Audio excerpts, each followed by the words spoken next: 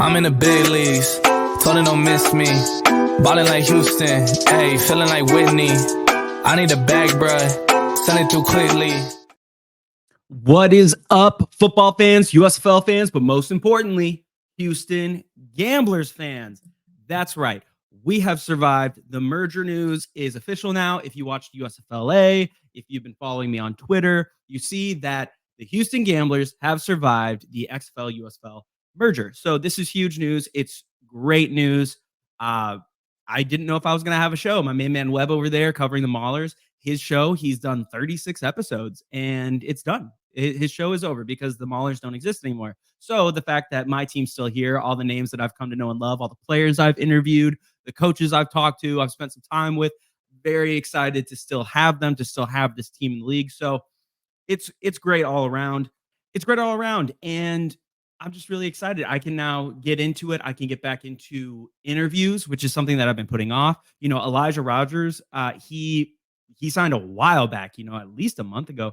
And I'd reached out to him. We were going to get an interview set up at like the next week. And then the merger happened. So I've been waiting and I'm excited. I'm excited to get back into this. So with that, with the news, we are back and so are the free agent signings. So let's get into it. So we have familiar faces and welcome ones at that. What I mean by that is that we have players that we're familiar with. So let's move into it.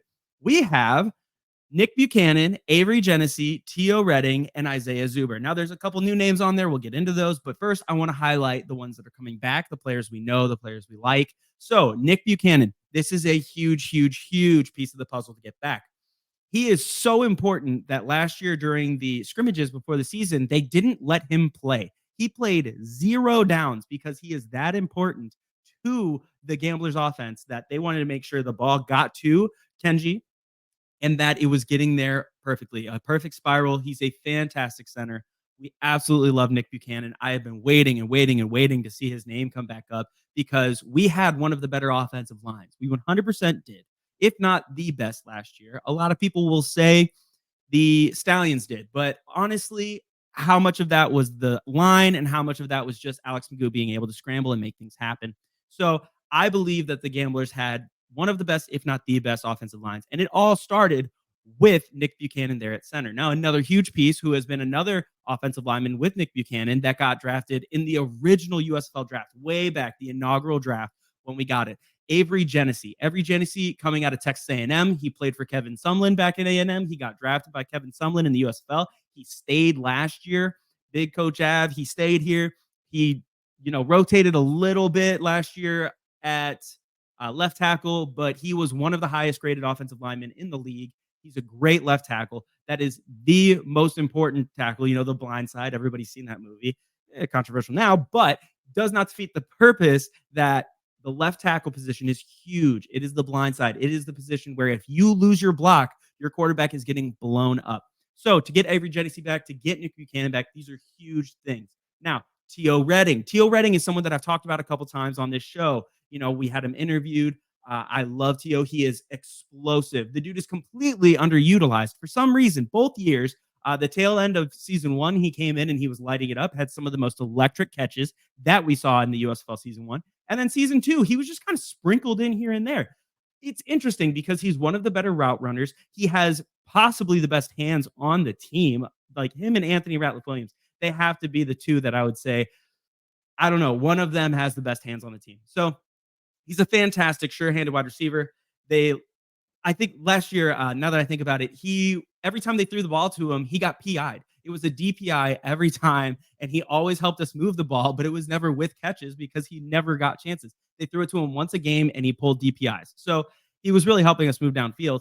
I love having him back. He had sent a cryptic tweet back when we were trying to see who was going to sign back, all that stuff. And I wasn't sure if he was going to come back. I honestly didn't think he was. Now he signs back. It's officially announced today. I reach out. I say, hey, Tio, I'm so happy you're back. What made you finally pull the trigger? And he says it was just a contract dispute. It was just some problems with the contract, trying to make it work. I'm not sure if it was with maybe his old IFL contract, just some of the wording he didn't like. Who knows? But they got it figured out, and we have T.O. Redding number 9 back. And that is great. With that, we got Isaiah Zuber back. They have him listed as a corner. That's interesting. He did play some corner last year. He played some corner with the Raiders when he went to the NFL both seasons. So after season 1, he went to the Raiders. After season 2, he went back to the Raiders. He played some defensive back with the Raiders both times. And when he came back in season 2 of the USFL, he actually made his start on the Gamblers as a corner. Guys were getting hurt. He's an athlete. I asked Coach CJ about it in a press conference. I said, what made you want to bring him back? What made you want to play him at corner and not wide receiver? And he said, honestly, we brought him in as just an athletic body, as someone that we knew we could put in and utilize wherever he was needed. And he did that. He came in, he played corner. He then came in and he played a lot of wide receiver later down season 2. So getting him back is huge. Having a player who can play not just wide receiver, but corner is huge. I don't love that they put CB here. I think it should be ATH for athlete, because that is what Isaiah Zuber is. The man is just a freak athlete that can literally do whatever you want on the field. So to get him back, absolutely wild. So excited. We're getting all the big pieces from season 1 that, that team, you were like, oh, it could have been. Like, what could have been if they didn't lose all those one-score games? You're getting them back for a season 3, where now we're like, we can finally see they have 2 years together. We can see the congruency. We can see what happens when you have the consistency among a team. And I'm very excited to see what happens in season 3 now that we have all these names back, all these guys. They're excited, they're hungry, and I can't wait. But those are the familiar faces. Now we're going to move on. You see Justin Redd out of East Carolina here. You see Tion Evans out of Louisville in Tennessee. And then there's another one that we'll get into. But first, let's start with Justin Redd. Justin Redd is 6'4", 328 pounds. That is a unit. That is a huge man. He comes out of East Carolina. That's legitimate D1 ball. He's a big guy. And when we're looking at, we have Jordan Steckler released. We had the new regime come in. Not CJ. He's still here, but Coach Andy Townsend, Coach Ray Richleski, the offensive staff mostly is an overhaul, plus the GM has changed. When the GM changed, he came in and he cut 8 players. That including Jordan Steckler on the offensive line, as well as Christian Sicoli. So 2 guys that played a lot of offensive line for us, suddenly gone. So he's going out, he's getting young talent that's coming out, literally went through the draft, undrafted, go to practice camp with NFL. Fringe guys that are just right there, need some more high-speed professional football tape, need to, just get their feet under them a little bit because they came out of college and the NFL is just a faster game. So to get a guy like Justin Redd is very, very good. I'm excited. We have a lot of the integral veteran pieces on the offensive line back. Now, to get Justin Redd, it's just looking good. It creates a camp battle. I absolutely love that. Now we move on to the next one. This is a big signing, Jarrett Garantano. Now, Jarrett Garantano, he is a spring football lineage. His dad, James, who they actually posted when he was signed, they posted James Garantano, who is his father, who won a Grey Cup in 1995 with the Baltimore Ravens. Interesting fact, the GM for the Baltimore Ravens when they won that Grey Cup with James Garantano was Jim Pop. Jim Pop is now a big name within the USFL. He is a big part of the player acquisition. We had Jakari Robinson signed earlier this season. He was not signed by a team yet. He was signed by the USFL among 7 other players, where Jim Pop went and found 8 players, brought them in, and then told the GMs, you can pick from these guys, but they will be in this league. So Jim Pop is a big name, big influence in the USFL. So to see that he has some lineage with the Garantano name, that's just an interesting little thing. He comes out of Washington State. Now, if you look at his stats here that I got off of the Wikipedia, he's 6'3", 220 pounds, runs a 4.9 140. 4.91 is pretty fast for a quarterback, so that's pretty nice. He played a little bit with the Broncos and the Cardinals. Now, you can find more video of him on the Cardinals in the preseason than you can on the Broncos, but he had some good moments and he shined. Now, he played at Tennessee for his first 5 seasons, redshirted, and then he put up some good numbers. Now, he had some rough patches there. They got blown out, Tennessee, one time by, I believe, Georgia, and he threw 2 pick sixes back-to-back, the opening drive and the second drive. A lot of things. It's SEC football. It's hard. He was a young guy. He transfers his 5th season. He goes over, or 6th season, right? 6th season, goes over to Washington State. He plays 2 games, but he puts up, let me see, 304 yards in 2 games and a touchdown with 3 interceptions. They're not amazing numbers. So you start to think, you're like, okay, well, what made Lionel Vitale want to draft this guy? What made him want to bring him to the Gamblers, where in college he was really up and down a roller coaster ride. Then he goes to the NFL. He's not sticking. He gets waived. So what is it? So I asked Lionel, I said, what made you want him? I put his highlights up here so you can watch him. He throws a nice ball. He moves around. He's young and he has an interesting skill set. So that is a summary of what he told me, like really made him drawn to Jarrett Garantano.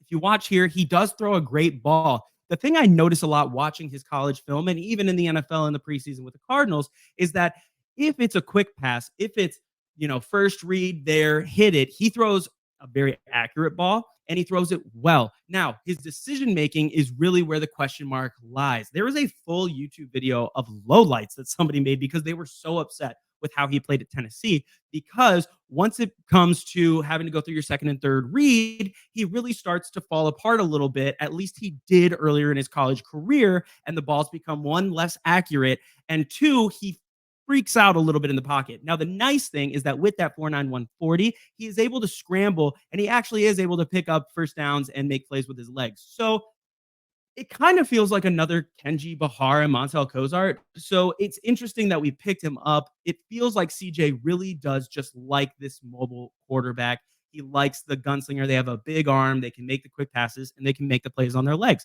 So it's just another guy to a quarterback room that fits in, to be honest. He fits into the quarterback room. It makes sense.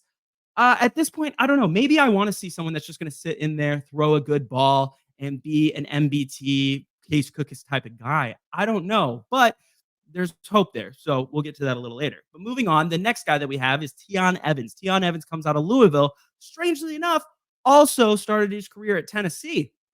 I don't know what it is with these two last signings, but both of them came out of Tennessee, started their careers at Tennessee, but did not overlap. Tiyon Evans actually went to Tennessee the year after Jarrett moved on from there and went to Washington State. So they didn't overlap, but they both have Tennessee ties. And he comes in, he's 5'11, 220 pounds, 4'5, 240.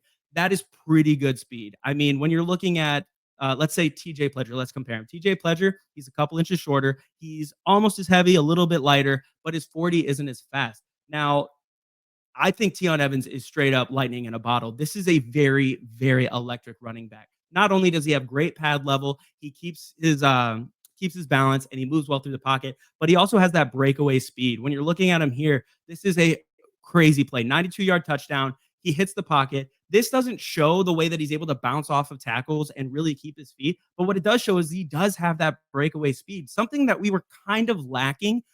We kind of have been lacking it for the past 2 seasons. We didn't have a guy like CJ Marable. We didn't have a guy like, I can't remember the dude for TJ Logan for the Breakers season 1. These are guys where if you get them into open space and they have a hole and a crease, they might be able to take it the whole way.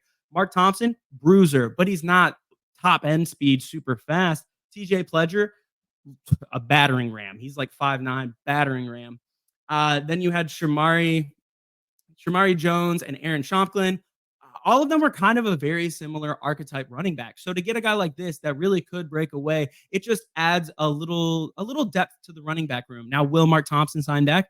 We're not 100% sure. He posted today that he has signed his contract, but we don't know where yet. The biggest speculation is that it's going to be the Memphis Showboats. So right now we're looking at Benny LeMay, we're looking at Tiyon Evans, we're looking at Shamari Jones and TJ Pledger. That is our 4 in our running back room. I believe they'll only keep 3. So going into training camp, it's big. I know that Garrett Sacheret, Coach Sash, he told me last year going into that scrimmage, he was watching the running backs. Each one was going to get their looks and one was going to get cut. He can only keep 3 on that roster. Now, that does not mean that they're not keeping their phone number on hand, because running backs go down like flies in this league. So if they get hurt, that 4th running back already knows the playbook, already been in the locker room. They know what they're getting. They could call him back up real quick. So interesting thing to look at. So Tiyon Evans, great signing. Now, getting to what everybody has wanted to talk about this entire offseason.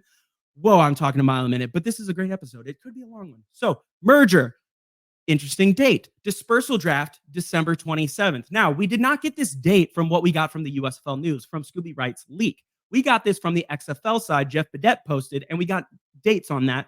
But everything that came out on the XFL side seemed to line up with the USFL side. So we feel fairly confident that we can take those dates and that we can apply them to the USFL side. So right now, tentatively, we are saying that a dispersal draft is December 27th. Now, some things have to happen before that, which is crazy because right now it is Christmas Eve, December 23rd, which means there's 4 days before this happens. And in 4 days, this has to happen. So the official merger news, they have to cut to 42 players by December 27th to have that draft. So interesting, the USFL side and the XFL side, the number was a little weird on how many players will be drafted in the dispersal draft. 10 players, 20 players, not completely sure. But then following that, there'll be a free agency. So the big thing is that all the teams right now sit above 42 players. What they are able to do is they are able to take 42 players that are on their roster currently, and they're able to put a protected tag on them. Now, what that means is that that player remains on the team. So the Gamblers right now, we have 52 players. Let's go over here. The Gamblers have 52 players. That means that we have to cut 10 by December 27th so that we can then draft 10 or 20 players in the dispersal draft. There's a rumor that it might be a mini dispersal draft of 10 players and then a larger draft. So they will draft 10 players just from the USFL side.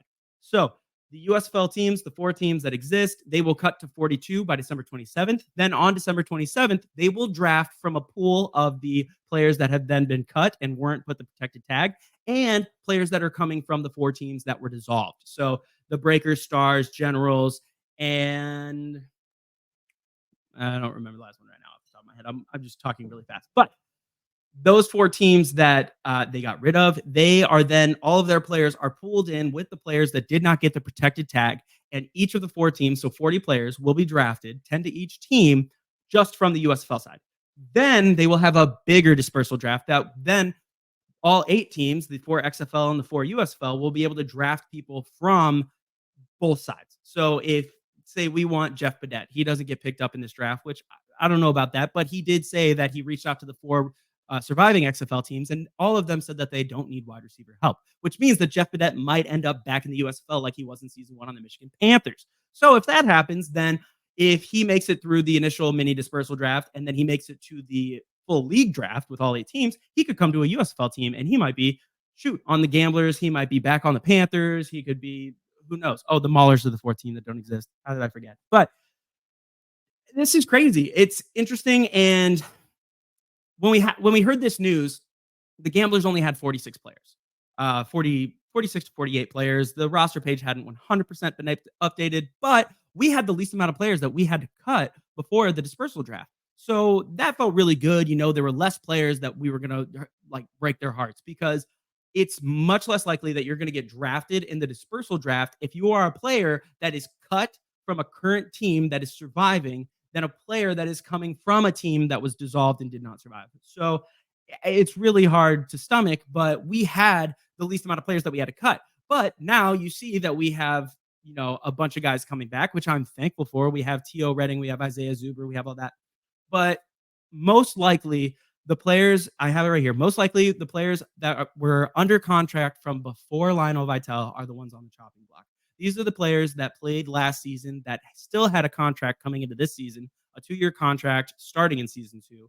And they were not the players like Kenji Bahar, Montel Cozart, T.O. Redding, Isaiah Zuber, Anthony Ratliff-Williams, Isaiah Chambers. All these guys, they came from the last 2 years, but they went to Lionel and they said, I want to come back, and he re-signed them. Now we're looking at the players that, the Kalen Tolsons, the Ronheen Binghams. These players signed last year. They signed from Bob Morris. Now, they have not had to reach out to Lionel Vitale and say, I want to get re-signed.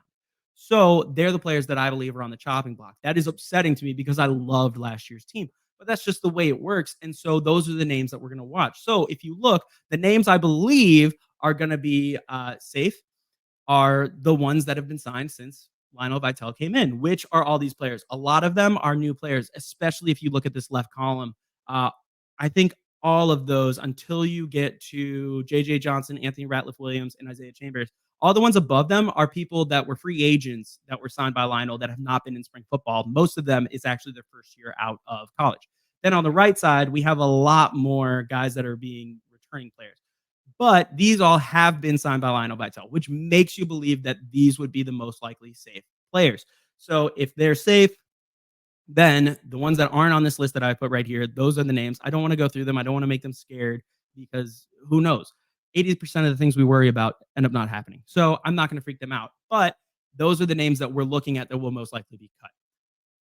There's a lot happening, and it's crazy because Christmas is in 2 days, and then 2 days after that, we have a draft. So some of these players might get cut on Christmas. That's awful. That's the worst gift you can get. That is a full stocking of coal, but we'll see. Now, the last thing I want to talk about with the merger, the Gamblers have survived, but have they possibly rebrand? Now, when I say this, the Gamblers organization has survived. 100% they have survived. So all the coaching staff, all the players, they are 100% in the UFL in the new league. But will they be the Gamblers? We know that they're playing in Houston. There is a contract signed. They are playing in a stadium in Houston. We don't know which stadium, and we don't know what uniform they will be wearing. I've heard from different sources. Some say they are 100% staying the Gamblers. Some say that they are 100% rebranding to the Roughnecks. We'll cross that bridge when we get there. But I put right here, this is what my new profile picture would look like if we became the Roughnecks. I'd be Ace. I'm still going to be Ace. I'm still going to be Pocket Aces. I've worked too hard at that brand to change it. But I will put the Roughnecks logo on my stuff. But what do I call Gamblers Table Talk, man? That whole show, this whole show is based on casino theme, on gambling. So, man, everybody in Houston, if you're watching, what do you think this show should be called? The Rig Rundown? Rig Talk? I don't know. Rough and Dirty. Who knows? Let me know in the comments what you think I would rename my show if we rebrand to the Houston Roughnecks. I got to say, this would really, really stink for me because then all the graphics I have would be useless. All the pictures, it would be the Gamblers players in Gamblers uniforms. There are no photos of them in Roughnecks uniforms. So to make graphics would be really annoying. I just committed to a 100-day countdown. Luckily, I already posted one of my favorite ones today. Go and check it out on @pocketaces_USFL on Twitter and Instagram. It's a really, really cool graphic with Kenji Bahar on it. Go check that out. But it would be tough. I mean, who knows what's going to happen? Right now, a lot of things are up in the air, including what we're going to be wearing. If we're the Roughnecks, please, please, please change the uniform. I love the 2020 Roughnecks uniforms. It's possibly my favorite uniform of spring football. I do not like it. Might be my least favorite uniform in the new XFL 3.0 with The Rock and Danny Garcia. I do not like these Roughnecks uniforms. I get it. It's the Texas flag. You don't have to shove Texas down our throats. We're not that dumb. We can look at it and see it's a Texas team. Just change the helmets, change the jersey. Oh my gosh, please. But man, until then, that's what we got. A lot is happening, and we got a week off for the holidays. Then we're coming back, and I'm going to hit you with another long episode with a lot of information. We're drinking from a fire hose, ladies and gentlemen, and I'm loving it. Dude, we are all in on the Gamblers. I am so excited. I can't wait for March 30th. The countdown is happening. Make sure you go follow United Football Media on Instagram, on Twitter. Make sure you follow me @pocketaces_USFL. I'm giving you all the updates, all the insider things that I can possibly find. We're having a good time. Until then, I'll see y'all next time. All in on the Gamblers, man. I'm in the big leagues.